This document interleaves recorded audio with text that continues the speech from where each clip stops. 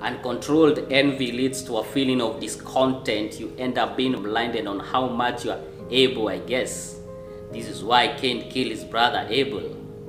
He said he loved her. He vowed never to hurt her. He always protected her. But when things fell apart and breakup became the only option, unfortunately, he killed her.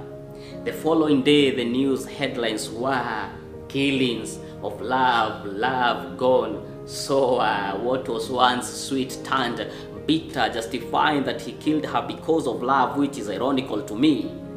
Just go in the book of Corinthians and you'll see that envy is not an attribute of love. She envied her marriage so much that it got out of her control. She could not believe her best friend, her ride or die, the girl who always had her back, was in bed with her husband lying on her back, and all she could hear was, "I'm sorry, I can explain." She no longer believes in friendship in this life. She sails alone, filled with deep seas of tears, of hurt, pain, and shame. I hope that one day she'll rise above her pain and love again, because uncontrolled envy leads to a feeling of discontent. You end up being blinded on how much you are able, I guess. This is why Cain killed his brother Abel.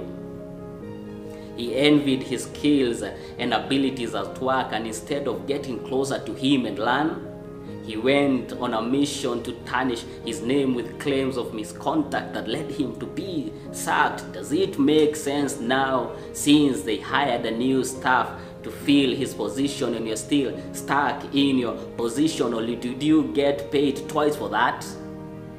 If you don't control your envy, you'll end up using so much energy in your discontent instead of using that energy to improve the content of your abilities, because within no time your envious spirit will no longer be needed. It's time we keep our envy in check, because that's a job that you never get a check from us. And controlled envy leads to a spirit of discontent. You end up being blinded on how much you're able. I guess this is why Cain killed his brother Abel.